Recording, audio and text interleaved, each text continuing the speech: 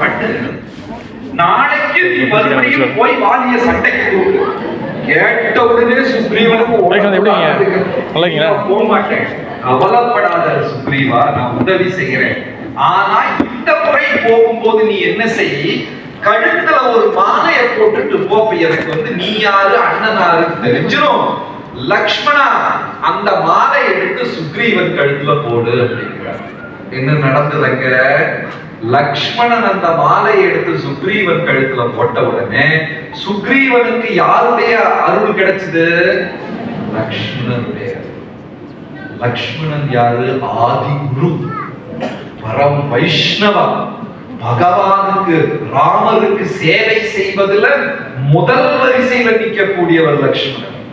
அப்ப இந்த லெசன் அந்த வால்மீகி எழுதுறாரு, பகவானை வழிபடுவது எவ்வளவு முக்கியமோ அதை விட முக்கியம் யார் கூட நல்ல நல்ல உறவுகள் வைத்துக் கொள்வது. யார்கிட்ட? வைணவர்கள் கிட்ட உறவு வைத்துக் கொள்வது. இப்ப நம்ம எவ்வளவு பேர் டிவோட்டிஸ் கூட சண்டை போட்டிருக்கோம்? யாருமே. நான் கேட்ட கேள்விக்கு அர்த்தம் தெரிஞ்சுக்கிட்டும் எவ்வளவு பேர் கை தூக்காம இருக்கீங்க?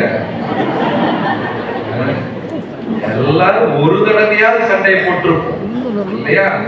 சண்டைய போட்டுக்கிட்டு அடுத்த நாள் காலையில 16 மாலை ஜபம் பண்ணுவோம். மனசு பூரா அங்க டிவோட்டி தான். அவர் மனசை திட்டிக்கிட்டே 16 மாலை ஜபம். அப்புறம் என்ன ஜபம் இவ்வளவு சீக்கிரம் முடிஞ்சு? எங்க நீ ஜபமே பண்ணல. அப்போ ரெண்டாவது என்ன நடந்தது? லக்ஷ்மணன் கையால சுக்ரீவன் கழுத்துல மாலை விழுந்த உடனே அந்த அபராதம் நிவர்த்தியானது. அடுத்த நாள் மறுபடியும் சுக்ரீவன் போய் வாலியை சண்டைக்கு கூப்பிட ராமர் மரத்துக்கு பின்னாடி இருந்து ஒளிச்சு கரெக்டா விட்டார். முதல் நாள் தவறு நடந்தது. ரொம்ப முக்கியம் கிருஷ்ண பக்தி அப்படிங்கிறது நம்ம எல்லார் இதயத்துல அந்த நிலை இருக்கு.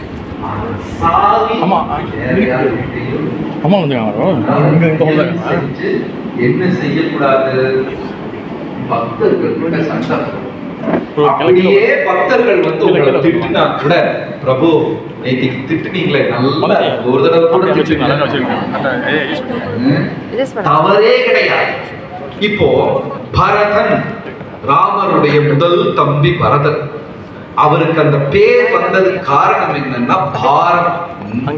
பாரம்னா வெயிட், சுமை. அந்த வார்த்தையின் பொருள் சுமை. பரதம், பாரம் அப்படின்னா சுமை, வெயிட். என்ன சுமையை தூக்குனார் அப்படின்னா 14 வருடம் செய்யாத தவறுக்காக குற்றச்சாட்டை சுமந்தார். யாரு? பரதன். ஏன்னா ராமரை 14 வருஷம் காட்டுக்கு அனுப்பும் போது பரதன் ஊர்ல கிடையாது. பரதன் தாய்மாமனின் நாட்டு கைகேய நாட்டுல இருக்கிறார். அங்கிருந்து ஓடி வர்றாரு. என்னமோ அயோத்தியால நடந்துருச்சேன்னு ஓடி வர்றாரு. இங்க அண்ணன் காட்டுக்கு போயாச்சு, லக்ஷ்மணனும் சீதா தேவியும் காட்டுக்கு போயாச்சு, தந்தையார் தசரதர் நாடு விட்டு உயிர் விட்டு உடலை விட்டு போயாச்சு. அயோத்தியாவே அப்படியே அமங்கலமா இருட்டா இருக்கான். வீட்டுல பெண்கள் விளக்கு பத்த வைக்கிறது கிடையாது, பிராமணர்கள் மந்திரங்கள் சொல்வது கிடையாது, குழந்தைகள் விளையாடுவது கிடையாது, சங்கீதம் கிடையாது. அயோத்தியாவே அமைதியா இருக்கு. பரதன் வந்தா யாருமே முகம் கொடுத்து கூட சிரிக்கல. பரதனிடம் யாரும் பேச மாட்டேங்கிறாங்க, பரதன் கிட்ட யாரும் சிரிக்க மாட்டேங்கிறாங்க. அப்படியே வலுக்கட்டாயமா பிராமணர் காலில் போய் விழுந்து அவங்க சொல்றாங்க, அம்மாவும் பிள்ளையமா சேர்ந்து எங்க ராமனை காட்டுக்கு அனுப்பிட்டீங்களே அப்படின்னு திட்டுறாங்க. பரதன் தவறு செய்தாரா? இல்ல. தவறே செய்யாமல் அந்த குற்றச்சாட்டை எவ்வளவு நாள் சுமந்தாரு? 14 வருடம் சுமந்து கொண்டிருந்தார். சில நேரத்துல பக்தர்கள் வாழ்க்கையில் அப்படி சோதனை நடக்கும். 14 வருஷம் முடிஞ்சு போச்சு. பரதன் என்ன செஞ்சாரா? அயோத்தியால என் அண்ணன் சிம்மாசனத்துல உட்கார்ல, அரசாங்கம் அரசாட்சி பண்ணல, அரியணையில உட்கார்ல, காட்டுல காஞ்ச புல் மேலே இலைக்கு மேலே தூங்கிக் கொண்டு காட்டில் கிடைக்கும் பழங்களை சாப்பிட்டு கொண்டு எங்க அண்ணன் உயிர் வாழ்ந்து கொண்டிருக்கிறார். நான் அதனால அந்த அரண்மனையில போய் வாழ மாட்டேன் என்று சொல்லி பரதன் என்ன செஞ்சாரா? 14 வருஷம் ஒரு பெரிய குழிய தோண்டி குழிக்குள்ள வாழ்ந்து கொண்டிருந்தார். இன்னைக்கு நீங்க அயோத்தியா போனீங்கன்னா நந்தி கிராம் அப்படிங்கிற ஊர்ல அந்த குழி இருக்கு, அந்த அதுக்குள்ள வாழ்ந்து கொண்டிருந்தார். யாரு? எவ்வளவு நாள்? 14 வருடம் குடிக்குள்ள வாழ்ந்து ஒரு கை பார்லி அதை மட்டும்தான் உணவாக சாப்பிட்டு கொண்டிருந்தார். சரி, 14 வருஷம் முடிஞ்சு போச்சு, திரும்ப வந்துட்டாங்க. அந்த நாளுக்காக காத்து கொண்டிருக்கிறார் பரதன். 14 வருஷம் கழிச்சு வந்த உடனே இந்த முள் கிரீடத்தை எப்படியாவது ராமர் கையில கொடுத்து இந்த கெட்ட பேர்ல இருந்து எனக்கு விடுதலை கிடைக்க வேண்டும் என்று ஆசையாக இருந்தார். 14 வருஷம் சென்றது. ராமர் வந்தார். வந்துட்டு என்ன பண்ணாரு? ஹனுமான கூப்பிட்டு, நீ உள்ளப்போ போய் பரதனை டெஸ்ட் பண்ணு. என்ன டெஸ்ட்? 14 வருடம் அரசாட்சி செய்திருக்கிறாரே மன்னராக, கொஞ்சமாவது பற்றுதல் இருக்கத்தானே செய்யும் இல்லையா? நம்ம ஒரு தண்ணி சூடு பண்ணாலே போயிட்டு அது நான் சமைச்சது, அது நான் பண்ணேன், நான் அப்படின்னு அந்த கிரெடிட் எடுக்கிறோமா இல்லையா? இல்லையா? எடுத்துருவோம் கண்டிப்பா. 14 வருடம் மன்னனாக அரசாட்சி செஞ்சு கொஞ்சமாவது பற்றுதல் இருக்கத்தானே செய்யும் இல்லையா? ஹனுமான், நீ போய் பரதனின் உள்ளை அறிந்து கொண்டு வா, உள் மனதை அறிந்து கொண்டு வா. கொஞ்சமாவது பற்றுதல் இருந்தா இப்படியே திரும்பி போயிடலாம் மறுபடியும் காட்டுக்கு. லக்ஷ்மணன், கடவுளே, இப்படியும் ஒரு மனிதன் இருப்பாரா? ஹனுமான் கேட்க போறார். ஹனுமானை பார்த்த உடனே பரதனுக்கு அப்படி ஒரு ஆனந்தம்.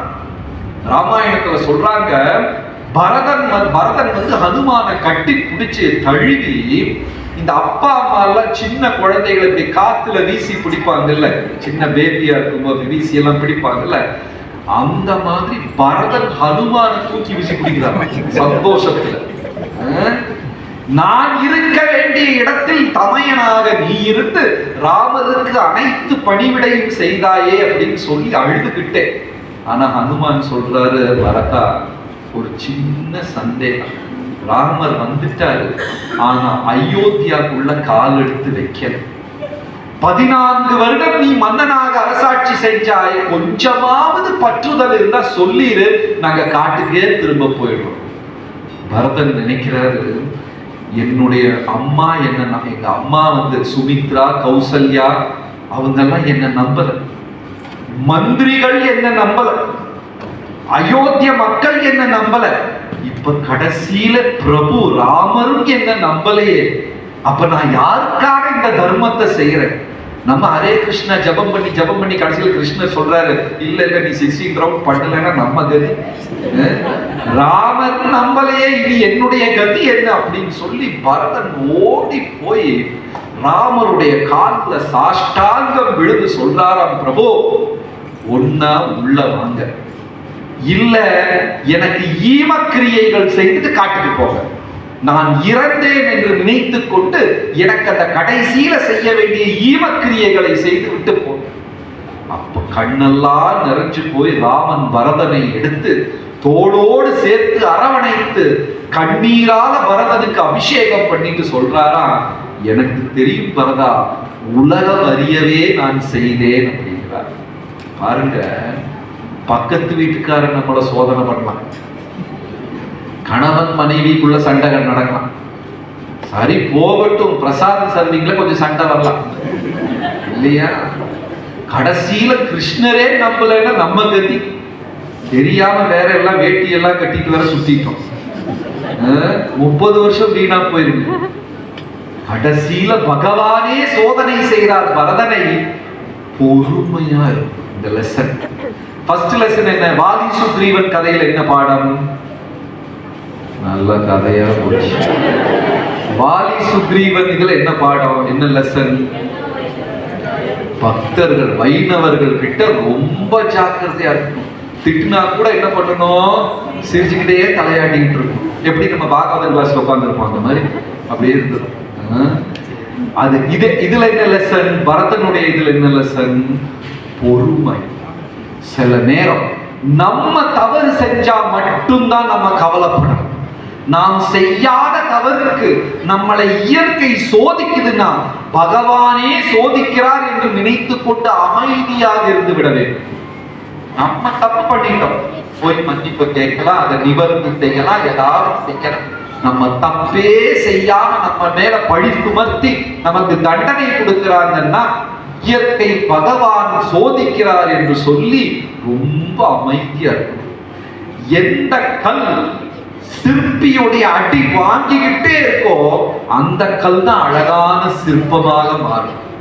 அந்த ஸ்கல்ப்சர் அடிக்கும் போது கல் எப்படி என்ன அடிக்காத, அந்த பக்கம் இந்த பக்கம், அவ்வளவுதான். அது சிற்பமாக மாறவே செய்யாது. எந்த கல் அடி வாங்கிக்கிட்டே இருக்குதோ ரொம்ப முக்கியம். நம்ம வைணவ பரம்பரையில் அப்படி ஒரு ஆச்சாரியர், அவர் என்ன பண்றாரு, அவர் ஒரு அழகா கிருஷ்ணலீலை புத்தகம் எழுதியிருக்காரு. அந்த புத்தகம் பாதியிலே நின்று போச்சு.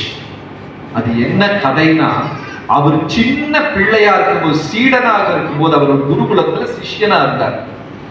சீடனாக இருந்த பொழுது அவருடைய குரு எப்போ பிடிச்சு திட்டிக்கிட்டே இருப்பார். நீ அது செஞ்சது சரியில்லை, இது குரு திட்டிக்கிட்டே இருப்பார். இந்த சீடனுக்கு பொறுத்து பொறுத்து ஒரு நாளைக்கு சீடன் பிளான் பண்ணிட்டாரு, குருவை கொண்டுடலாம். குருவை கொண்டு டெய்லி குரு திட்டிக்கிட்டே இருப்பார். ஒரு காலத்துல குரு சிஷ்ய உறவு அப்படித்தான் இருந்தது. குரு சிஷ்யர்கள் கிட்ட ரொம்ப ஸ்ட்ரிக்டா இருப்பாங்க, திட்டுவாங்க, திருத்தி கொண்டே இருப்பார்கள். எவ்வளவுதான் நல்லது செஞ்சாலும் நல்லது என்று சொல்லவே மாட்டோம், அப்படி ஸ்ட்ரிக்டா இருந்தாங்க. இப்ப அப்படி கிடையாது. அப்படி யாராவது இப்ப குரு சொன்னாங்க, குருவை மாத்திருவோம். நம்ம யாரு, குருவே சேஞ்ச் பண்ணிடுவோம் இல்லையா? அந்த காலத்துல அப்படி கிடையாது. சீடர்கள் கன்றுக்குட்டி பசுமாடின் பின்னாடி ஓடுவது போல் ஓடிக்கொண்டிருந்தார்கள். இன்னைக்கு குரு கேட்கிறாரு, நல்லா இருக்கு உன் புள்ள குட்டி எல்லாம் நல்லா இருக்கு, வீட்டுல நாய்க்குட்டி நல்லா இருக்கு, சாப்பிட்டியா, வீட்டுக்காரருக்கு சாப்பிடாடு கொடுத்தியா, பாருங்க. அவங்க இறங்கி வர வேண்டும். சீடர்கள் குருவின் நிலைக்கு உயராமல் குரு சீடனின் நிலைக்கு இறங்கி வர வேண்டியதாக இருக்கிறது கலியுகத்துல. எவ்வளவு பேரு ஒப்புக்கொள்கிறீர்கள்? S R no? நம்ம அந்த பக்கம் போகவே மாட்டோம். நீங்க வாங்க கீழே, முடிஞ்சா கிருஷ்ணரையும் கூட கீழே எடுத்துருவோம். அப்போ இப்ப குருவுக்கு கீழே இறங்கி வர வேண்டிய நிலைமை. ஆனா அந்த காலத்துல அப்படி கிடையாது. குருமாரெல்லாம் ரொம்ப ஸ்ட்ரிக்ட். அது எப்படி, துர்வாசா, விஸ்வாமித்ரா, அந்த மாதிரி குரு. தப்பு பண்ணணும், போலியா போ, தவளையா போன்னு சாபம் கொடுத்துருவாங்க. அந்த மாதிரி தான் குரு இருந்தாங்க அந்த காலத்துல. துர்வாசெல்லாம் எப்படி சாபம் கொடுக்கும், ஃபேமிலிக்கே எல்லாம் தவளையா போங்க, தவளை ஹஸ்பண்ட் தவளை ஒய்ஃப், ஒரே ரொமான்டிக் சாங், அசிங்கமா இருக்கு அந்த அளவுக்கு. ஆனா இப்ப அப்படி கிடையாது. அப்ப என்ன ஆச்சு, நான் என்ன கதை சொல்லிட்டு இருந்தேன், ஏதோ தவளைக்குள்ள போயிட்டோம். என்ன சொல்லிட்டு இருந்தேன், மெயின் டாபிக், நானும் தூங்குறேன், நீ தூங்குறீங்க.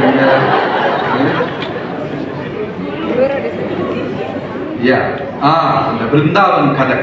அப்ப அந்த சீடன் முடிவு செஞ்சுட்டாரு, குரு தலையில கல்ல போட்டுறான் அப்படின்னு முடிவு பண்ணி, நைட்டு வீட்டுக்கு மேல இந்த ஓடு, பழைய கால ஓட்டு வீடெல்லாம் ஓடெல்லாம் பிரிச்சு கல்ல வச்சுக்கிட்டு இருக்காரு. யார் தலையில போடுறதுக்கு? குருவோட தலையில. அப்ப கீழே குரு இருக்காரு. குருவின் மனைவி குரு பத்னி கேட்கிறாங்க, அந்த பிள்ளை எவ்வளவு நல்லா பண்றான், எல்லாமே நல்லா தானே செய்யறாரு அந்த சீடன், நீங்க ஏன் அவனை எப்ப பார்த்தாலும் திட்டிக்கிட்டே இருக்கீங்க? அப்ப குரு பதில் சொல்றார், அவன் எனக்கு ரொம்ப பிரியமான சீடன், அவன் எதிர்காலத்துல மிகப்பெரிய குருவாக மாறுவான். இப்ப நான் அவனை வார்த்தெடுத்துட்டு இருக்கேன், அவனை மோல்டு பண்றேன். ஒரு தங்கம் நகையாக மாற வேண்டும் என்றால் என்ன செய்யணும்? கோல்டு ஆர்னமெண்டா மாறணும்னா என்ன செய்யணும்?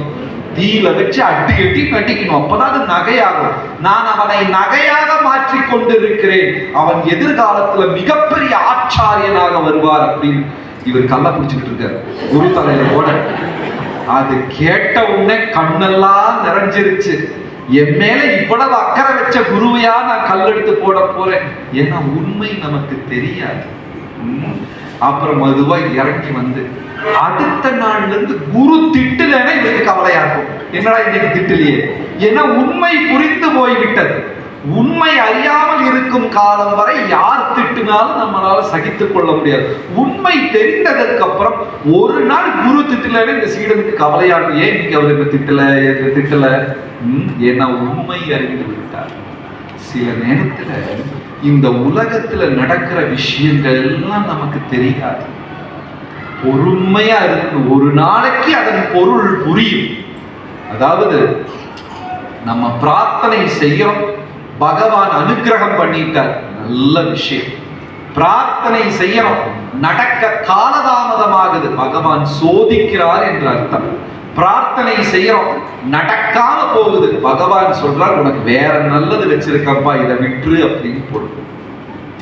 இப்ப கலிகாலத்துல பிரபுபாதர் சொல்லியிருக்காரு, ரொம்ப பெரிய தவம் என்ன அப்படின்னா வைணவர்கள் கூட சண்டை சச்சரவு இல்லா, இதுதான் பெரிய தவம். துருவன் ஒத்த கால நின்றுட்டாரு, பிரகலாதர் காட்டுக்குள்ள எல்லாம் உட்கார்ந்துட்டாங்க, பாண்டவர்கள் 12 வருஷம் காட்டுக்கு போயிட்டாங்க. நம்ம அவ்வளவு கஷ்டப்பட்டு தவம் எல்லாம் பண்ண வேண்டாம். நம்ம நாசிலாமா சாப்பிட்டு கரிணி சாப்பிட்டு ஜபம் பண்ணி தூங்கி இவ்வளவு தவம் போதும். பாண்டவர்களை போல 12-14 வருஷம் காட்டுக்கு போறது, துருவன மாதிரி ஒரு காலில் நிக்கிறது, எதுவுமே கலிகாலத்துல பண்ண வேண்டாம். ஆனா கலிகாலத்துல the biggest austerity, பெரிய தவம் என்னது? எல்லாரும் கூட சிரிச்சுக்கிட்டே இருக்கும், ஹரே கிருஷ்ணா ஹரே கிருஷ்ண மாதாஜி, பிடிக்கலன்னா கூட ஹரே கிருஷ்ணா பிரபு. இந்த டிராமா மட்டும் பண்ணிட்டே இருந்தோம்னா தப்பிச்சிடும், வேற எதுவுமே பண்ண வேண்டாம். ஏன்னா கலிகாலத்துல 2 சாத்விகர்கள் கூட சண்டை வந்துருமா. 2 நல்லவங்க ஐயா, 2 சாத்விகர்கள், தவறே பண்ணாத 2 உயர்ந்தவர்கள், அந்த 2 நல்லவங்களை ஒரு ரூம்குள்ள போட்டு பூட்டி வைங்க, 4 நாள்ல மனசு சொல்லும், என்ன ஷர்ட் இப்படி போடுறாங்க, நல்லாவே இல்லையே, இந்த கலர் போடுறாங்க, அவர் இவரை பார்த்தீங்க தூங்கும் போது இப்படி புரட்ட விடுறாங்க. அவுட் ஆஃப் நத்திங் ப்ராப்ளம் வந்துடும். சாத்விகர்களுக்கு கூட அப்படிதான் நடக்கும். எவ்வளவு பேருக்கு இந்த எக்ஸ்பீரியன்ஸ் இருக்கு? ப்ரீவியஸ் முதல் நாள் இரவு நல்லா பார்த்து பேசி ஷேக் ஹேண்ட் எல்லாம் கொடுத்து சௌக்கியமா சாப்பிட்டியா, தூங்குனியா, என்ன இழைச்சிட்ட, குண்டாயிட்டா, எல்லாம் கொடுத்து போய் தூங்கிட்டோம். காலையில அவங்கள பார்த்த உடனே மனசு சொல்லுது, நீ ஃபர்ஸ்ட் விஷ் பண்ணாத, நீ ஃபர்ஸ்ட் சிரிக்காத, ஃபர்ஸ்ட் ஹரே கிருஷ்ணா சொல்லாத, அவங்க சொன்னதுக்கு அப்புறம் நீ சொல்லு. இந்த மாதிரி மைண்ட் எவ்வளவு பேருக்கு இருக்கு? யாருக்குமே.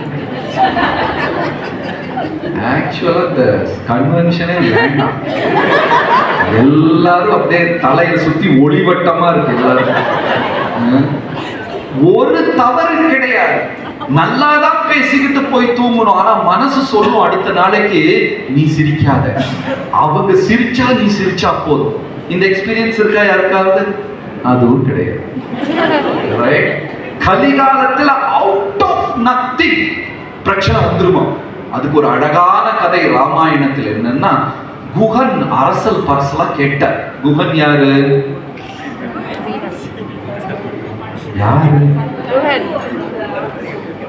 எந்த அரசு? குஹன் அந்த அந்த எந்த யாரு குஹன்? அந்த மீனவ மன்னன் இல்ல. ராமாயணம் உண்மையிலுமே தெரியுமா தெரியாதா?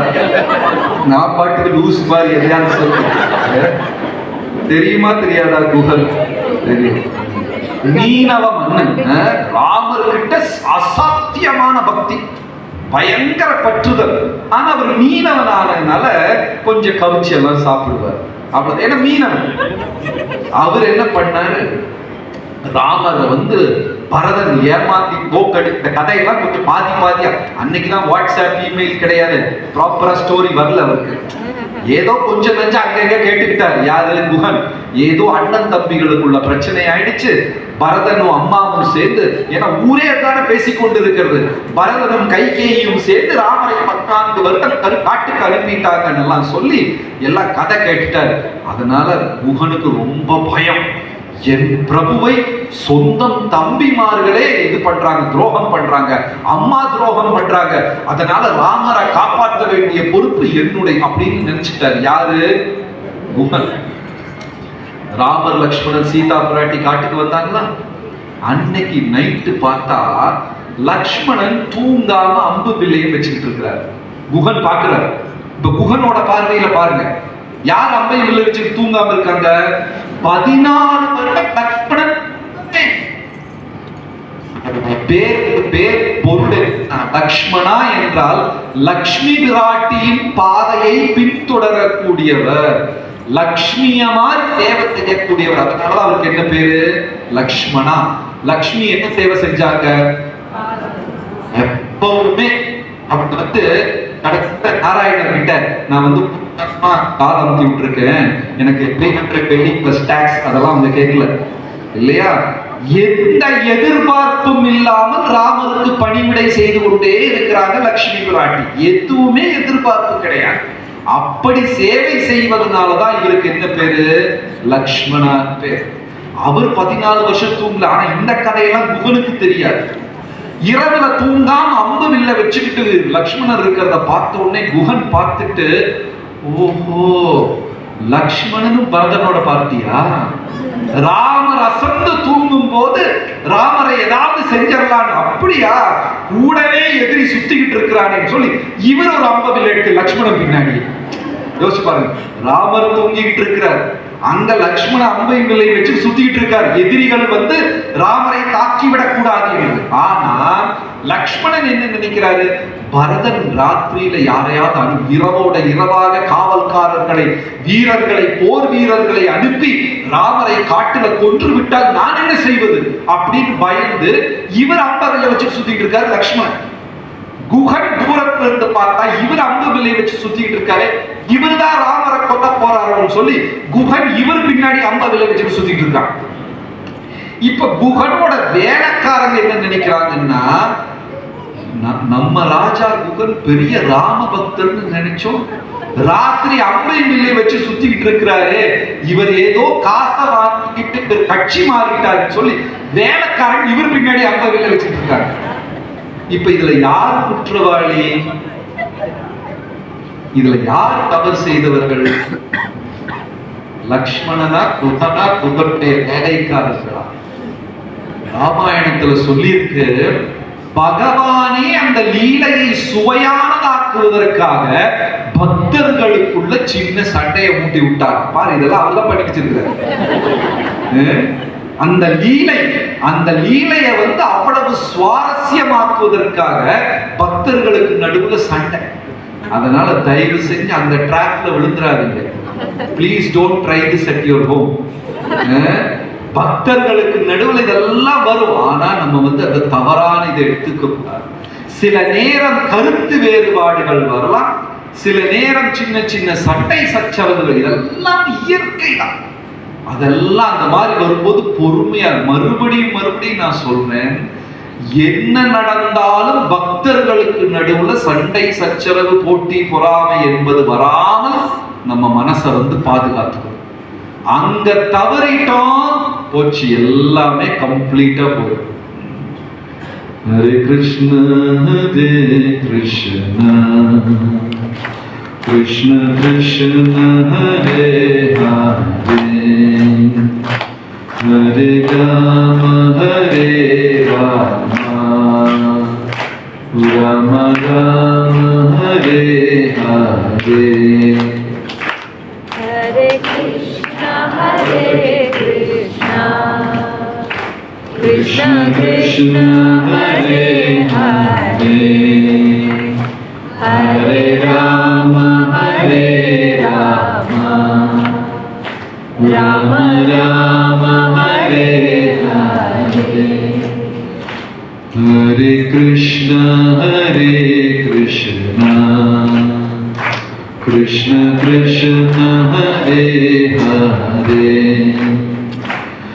ஹரே ராம ராம ராம ஹரே ஹரே. சீதாராம லக்ஷ்மண ஹனுமான் கி. அப்புறம் இந்த மாதிரி நிறைய அழகழகான பாடங்கள் ராமாயணத்தில் இருக்கு. எல்லாருக்கும் தெரியும், விபீஷணன் ராமருடைய பெரிய பக்தர். ஆனா அவர் ராமரை சந்தித்ததே கிடையாது. இலங்கை பூரா ஹனுமான் பயணம் செய்த பொழுது 2 இடத்துல தான் ராமநாமன் ஜபம் நடக்கிறது, நிரந்தரமா நடக்கிறது. 2 இடத்துல தான் கேட்டார் ஹனுமான். ஒண்ணு அசோகவனத்துல சீதா தேவி ராம ராம ராம ராமா அப்படின்னு அதாவது சீதாதேவி என்ன சொல்றாங்கன்னா, மூச்சு விட மறந்தா கூட ராமருடைய நாமத்தை மறக்காம ஜெபம் செய்யறாங்களாம். இங்க இருக்கிற டிவோட்டிஸ்ல யாராவது மூச்சு விட மறந்துட்டீங்களா? அதெல்லாம் கரெக்டா நடக்கும்.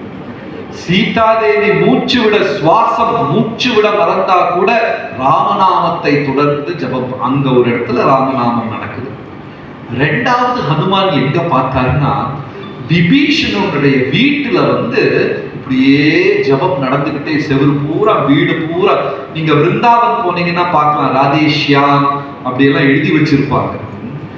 விபீஷணனோட வீட்டுல எங்க பார்த்தாலும் ராமராமா ராமராமான்னு எழுதி 24 மணி நேரம் ஜபம் செய்யற அவ்வளவு பெரிய பக்தர்.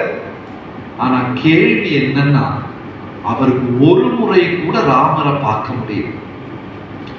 கடைசியில அங்க போய் இவர் அண்ணன் கிட்ட போய், ராவணன் கிட்ட போய் உபதேசம் பண்றாரு. அண்ணா, நீ பெரும் தவறை செய்கிறாய். எவ்வளவு சீக்கிரம் முடியுமோ அவ்வளவு சீக்கிரம் சீதா பிராட்டியை திரும்ப அனுப்பிவிட வேண்டும் ராமரிடம்.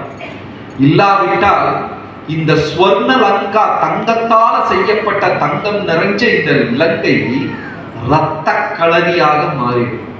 கடலெல்லாம் இரத்த நிறமாகிவிடும்.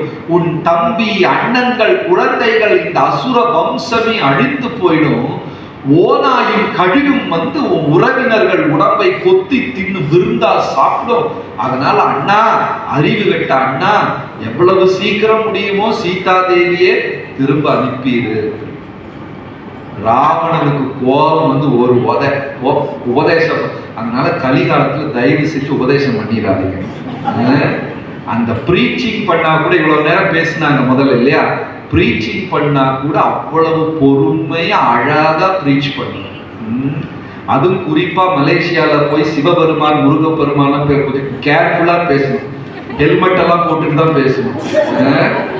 தப்பா எங்கேயாவது போய் சிவபெருமானை பத்தி எல்லாம் பேசிடக்கூடாது. அதாவது பிரச்சாரம் என்பது அழகா, ஏன்னா பகவான் இனிமை, மதுரம். வல்லபாச்சாரியார் பாடியிருக்கார், கிருஷ்ணா அப்படின்னாலே மதுரம். மதுரம்னா இனிப்பு. அதரம் மதுரம், நயனம் மதுரம், ஹசிதம் மதுரம், கமனம் மதுரம், ஹிருதய. அவரை பத்தி எல்லாமே மதுராதிபதே அகிலம் மதுரம். அவ்வளவு இனிமையான மதுரமான கிருஷ்ணரை பத்தி பிரச்சாரம் பண்ணும்போது நம்ம எதுக்கு உப்ப போடுவானே இல்லையா? நம்ம பிரச்சாரம் பண்ணி ஒருத்தர் டிவோட்டி இல்லாம ஆகி போயிருப்பார். அதனால அவ்வளவு எப்படி சைத்தன்ய மகாபிரபு பொறுமையுடன் சார்வபௌம பட்டாச்சாரியர் பேசின தவறான சித்தாந்தத்தை 7 நாள் பொறுமையா உட்கார்ந்து கேட்டார்ல. என்ன பண்ணார் மகாபிரபு? மெதுவா அவன் இதயத்துக்குள்ள பூந்துகிட்டு இருக்கிறார். 7 நாள் தவறான சித்தாந்தத்தை சார்வபௌமர் பேசிக்கொண்டிருக்கிறார். மகாபிரபு பொறுமையா கேட்டுக்கிட்டு இருக்கார். அவ்வளவு எருமையெல்லாம் நமக்கு கிடையாது, அவ்வளவு பொறுமையெல்லாம் நமக்கு கிடையாது. நம்ம ஒரு ஆளை பிடிச்சோம், எல்லாம் ஒரே நாள்ல சொல்லி கொடுத்துருவோம். ஏகாதசி சைத்தன்ய மகாபிரபு, ஜெகநாத், ஸ்ரீல பிரபுபாத், ஹரே கிருஷ்ணா, ஸ்ரீமத் பகவத்கீதா, பாகவதம் எல்லாம் தலையை திறந்து உள்ள போட்டு நீ உன் தலைவிதி போ, அப்படிதான் நம்ம பிரீச்சி. எல்லாம் பைஹார்ட் பண்ணி கிளாஸ் எடுத்து நோட் பாருங்க, பேப்பர்ல எழுதிச்சு நோட் எல்லாம் எடுத்து. இந்த பிரீச்சிங் எல்லாம் உருப்படாது. சார்வபௌமரின் இதயத்துல எப்படி மகாபிரபு இடம் பிடிச்சாரோ அந்த மாதிரி மற்றவர்கள் இதயத்துல இடம் பிடிக்கணும். அப்படிதான் பக்தராக்கணும். நீங்க எவ்வளவு பேர் ஒரு நாள் அச்சிந்திய வேத தத்துவம் படிச்சு பக்தராயிட்டீங்க? பிரபு அச்சிந்திய வேத தத்துவம் படிச்சனா அப்படியே மெய் சிலிர்த்து போயிடுச்சு, கண்ணெல்லாம் நிறைஞ்சு போயிடுச்சு. அப்ப ஜபமாலை எடுத்து இரவும் பகலும் ஹரே கிருஷ்ணான்னு ஜபம் பண்ண ஆரம்பிச்சிட்டேன். அப்படி யாருக்காவது நடத்தணும்? இன்னைக்கு வரைக்கும் அது என்னன்னு புரியவே இல்லையா? நம்ம எல்லாம் பக்தர்கள் ஆனது சித்தாந்தத்தினாலே அதெல்லாம் கிடையாது. 90% பேர் பக்தரானது மகாபிரசாதே கோவிந்தே. உண்மையா பொய்யா இல்லையா? இப்ப இந்த 3 நாள் கன்வென்ஷன்ல சாப்பாடு இல்லைன்னு மட்டும் சொல்லிட்டாங்க. மத்தியானமே பேக் எடுத்துட்டு போயிருவோம் எல்லாம். கரெக்டா? நம்ம மெயின் பிரீச்சிங் சாப்பாடு, அப்புறம் மற்ற பக்தர்களின் உறவு, புக் அதெல்லாம் அப்புறம் தான். அதை வேற படிச்சா தூக்கமா வருது. இந்த லீலை எவ்வளவு பேர் பண்ணியிருக்கீங்க? பாகவதம் திறந்து வச்சு தூங்குன லீலை எவ்வளவு பேர் பண்ணியிருக்கீங்க? எல்லாருமே. பாகவதம் கிளாஸ்ல தூங்குன லீலை எல்லாருமே. சாண்டிங் பண்ணும் போது தூங்குன லீலை எல்லாருமே. பிரசாதம் சாப்பிடும் போது தூங்கி இருக்கீங்களா யாராவது? அந்த சர்வீஸ் கரெக்டா பண்ணிருக்கோம். மகா பிரசாத் கி அந்த சர்வீஸ் நம்மள மாதிரி பர்ஃபெக்ட்டா யாராலையும் பண்ண முடியாது. இங்கே சாப்பிட்டு அவன் பிளேட்ல என்ன இவன் பிளேட்ல எல்லாம் பார்க்கணும். அந்த 2-3 சர்வீஸ் தான் கரெக்டா நடந்துட்டு இருக்கு. ரைட்? சோ சித்தாந்தத்தினால நம்ம மனசு மாறல, பிரசாதத்தினாலையும் அந்த பிரசாதத்தை அன்போட இன்னொரு பக்தர் நமக்கு கொடுக்கிறார் பாருங்க, அவர்னால அந்த உறவுகள்னாலதான் மாறி இருக்கு. அந்த பிரீச்சிங் பண்றவர் என்ன பண்ணுவாரு, முதல்ல நம்ம ப்ரோக்ராம் கூப்பிட்டுன்னு அவர் எல்லாம் நீங்க கவனமா பாருங்க, பிரசாதம் சாப்பிட்டுட்டு போங்க, பிரசாதம் சாப்பிட்டீங்களா, அந்த கேள்வியை கரெக்டா கேட்பாங்க. மறுபடியும் நம்ம அதுக்காக அந்த சேவை மெதுவா நம்ம இதயத்தை மாற்ற ஆரம்பித்தது.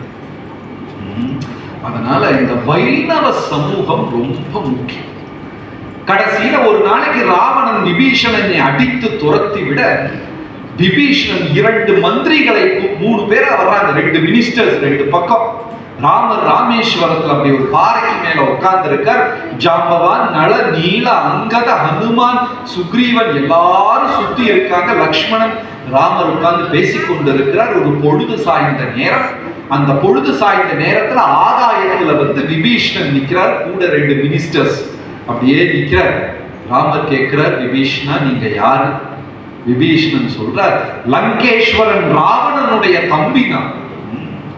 இவ்வளவு நாள் என் அண்ணன் செய்த தவறை நான் உபதேசம் செய்தேன், நான் அண்ணன் கேட்கவே இல்லை, என்னை இன்னைக்கு வெளி அனுப்பி விட்டார். உங்களையே கதி, நீங்களே சரணாகதி அடைக்கலம் என்று நான் வந்து விட்டேன், என்னை ஏற்றுக்கொள்ளுங்கள் அப்படிங்கிறார். உடனே ராமர் என்ன செய்யறாரு, லக்ஷ்மணா அவரை ஏத்துக்கலாமா? சுக்ரீவா உங்க கருத்து என்ன? ஜாம்பவான் உங்க கருத்து என்ன? எல்லார்கிட்டையும் கருத்து கேட்கிறாரு. பாருங்க, ராமாயணத்துல சொல்லுது, பிரபு எப்பவுமே தன் கூட இருக்கும் பக்தர்களுக்கு முக்கியத்துவம் கொடுப்பாராம். அதவா நம்ம வைகுண்ட கதவு கிட்ட போயிட்டோம்னா அங்கிருந்து கிருஷ்ணர் போன் அடிச்சு பின்னால கேட்பாரு, இந்த சைத்தன்யதாஸ் பிரபு உள்ள விடலாமா? நம்ம கிட்ட நம்ம என்ன சொல்லுவோம், கொஞ்சம் கேர்ஃபுல்லா இருங்க, அது நல்லவர் தான் ஆனா கொஞ்சம் பிரச்சனை, அப்படிதானே ரிப்போர்ட் கொடுப்போம். கண்டிப்பா உள்ள விட மாட்டாங்க. ரைட்? சோ விபீஷணனை பற்றி கருத்து கேட்கிறார் ராமர் சுக்ரீவன் கிட்ட, நள, நீல, அங்கத எல்லார்கிட்டையும் கேட்கிறாங்க. எல்லாரும் என்ன சொல்றாங்கன்னா, அரக்கர்களை நம்ப கூடாது, பொழுது சாய்ந்து விட்டால் அவர்கள் நிறம் மாறிவிடும், அவங்க அக்னியை கக்குவார்கள், நீரை கக்குவார்கள், உருவம் மாறுவார்கள், நல்லவர்களை போல நடிப்பார்கள், அரக்கர்களை இரவு நேரத்துல நம்பவே கூடாது. பகல் பூரா தூங்கிட்டு ராத்திரி மட்டும் டிங்குன்னு முழிச்சுட்டு இருப்பான், நம்ம கூட இருப்பாங்க யாராவது மாதிரி, அந்த மாதிரி இருக்கிற அரக்கர்கள் 2 மணிக்கு போன தொடச்சுக்கிட்டு இருக்கிறது ராத்திரி பூரா தூங்காங்க. இப்படிப்பட்ட அரக்கர்களை நம்ப கூடாது என்று ராமர் இவங்கெல்லாம் கருத்து சொல்றாங்க. ஹனுமான் மட்டும் அமைதியா இருக்கிறார். உடனே ராமர் ஹனுமானிடம் கேட்கிறார், ஹனுமான் உன்னுடைய கருத்து என்ன? உடனே ஹனுமான் சொல்றாரு, பிரபு இலங்கை முழுவதும் நான் பயணம் செய்து விட்டேன், 2 இடத்துலதான் நான் உங்க நாமம் ஜபம் பண்றதை கேட்டேன். ஒன்னு அசோகவனத்துல சீதாதேவி, இனி ஒன்னு விபீஷணன் தன்னுடைய வீட்டுல. தைரியமாக விபீஷணனை நம்பலாம். இனி அவர் நம்மளை ஏமாத்துறதுக்காக வந்திருந்தாலும் சரி, பொய் சொல்லி வந்திருந்தாலும் சரி, உங்க நாமத்தை ஜபம் செய்து வந்ததுனால தைரியமா அவரை ஏற்றுக்கொள்ளலாம் என்று ஹனுமான் சொல்ல, ராமர் உட்கார்ந்த இடத்திலிருந்து தாவி போய் ஹனுமானை அரவணைத்துக் கொண்டு, ஹனுமான் என் இதயத்தை நீ எப்படி அறிந்தாய்? இப்ப கொஸ்டின் என்னன்னா, விபீஷணன் கிரேட் டிவோட்டியா இல்லையா? டிவோட்டி. ராமருக்கு தெரியுமா தெரியாதா? அப்புறம் எதுக்கு ஓட்டு எடுத்துட்டு இருக்கிறாரு இல்லையா? அதெல்லாம் நினைக்கும் போதுதான் பயமா இருக்கு. நம்ம ஏதாவது அந்த கதவு கிட்ட விற்கும் போது பகவான் நம்ம டெம்பிள்ல இன்னொரு பிரம்மச்சாரி டிவோட்டியை கூப்பிட்டு இவரை உள்ள விடலாமான்னு ஒரு பயம் சொல்ல மாட்டான். அப்போ அப்புறம் எதுக்கு பகவான் இவ்வளவு கேள்வி கேட்டுக்கொண்டு இருக்கிறார்? அங்க வந்து ஹனுமான் ஒப்புதல் கொடுத்ததுக்கு அப்புறம் தான் யாரை ஏற்றுக்கொண்டார்? அப்போ கூட இருக்கிற டிவோட்டீஸ்கள் எல்லாம் கொஞ்சம் ஏதாவது பிரசாதம் கொடுத்து சோப்பு கரெக்டா வச்சுக்கோங்க. யாரு எப்ப காலம் வாரி விடுவாங்கன்னு தெரியாது. சுத்தி இருக்கிற டிவோட்டீஸ் எல்லாம் நல்ல ரிலேஷன்ஷிப்ல வைக்கல, யாரும் நமக்கு ரெக்கமெண்ட் பண்ண மாட்டாங்க. இனிஷியேஷனுக்கே போட்டு உயிர் எடுத்துட்டாங்க ஒரு கையெழுத்துக்கு. அப்புறம் அங்க போற கையெழுத்து போடல ரொம்ப கஷ்டமா போயிடும். அதனால கூட இருக்கிற டிவோட்டீஸ் எல்லாம் என்ன பண்ணி வச்சுக்கணும்? நல்லா உறவுல சிரிச்சு பிரசாதம் எல்லாம் கொடுத்து ஒரு பக்தர் கூடயும் அபிப்பிராய கருத்து வேறுபாடு இல்லாமல் சண்டை இல்லாமல் முடிந்தவரை முயற்சி செய்து வருவது. சீதாராம் லக்ஷ்மண ஹனுமான் கி. இனி டைம் இருக்கா? 24 minutes. 10 minutes more. Oh, for Q&A. Okay, stop பண்ண சொல்லிட்டாரு. கேள்விகள் இருந்தா கேட்கலாம். Any questions? சரி, தூங்குறவங்க எல்லாம் எந்திரிச்சுக்கோங்க, செஷன் முடிஞ்சது. Any questions? கேள்விகள் இருக்கா?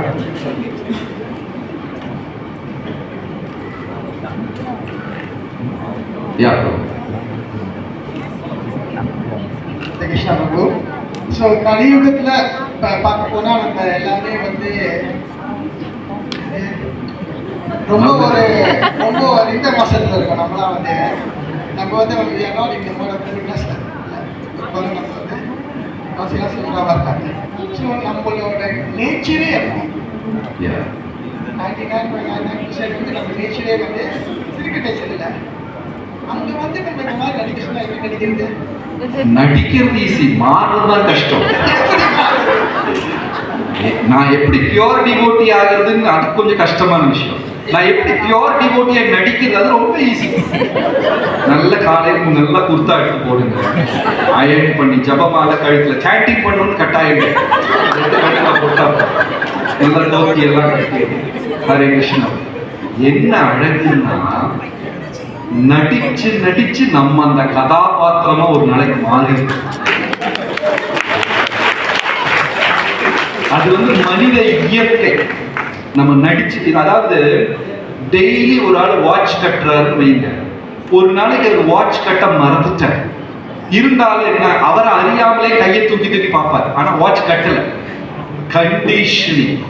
அப்ப நம்ம டிவோட்டி மாதிரி நடிச்சு காலையில எந்திரிச்சு தூங்கி தூங்கி ஜபம் பண்ணி பாகவதெல்லாம் எடுத்து வச்சு கொஞ்ச நேரம் தூங்கி நடிச்சு நடிச்சு என்ன ஆகும், கொஞ்ச நாள்ல இந்த பாகவதத்துக்கும் ஹோலி நேமுக்கும் அதுக்கு ஒரு சுவை இருக்கு பாருங்க. அப்படியே நம்மளை இழுத்துரும்.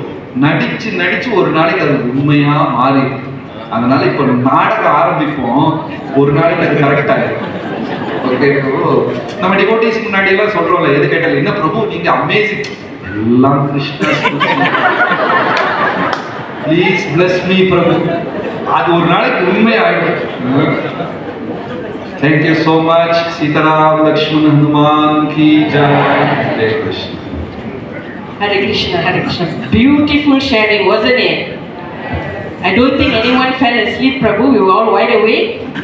And one little sharing, just being a teacher myself, Prabhu, definitely.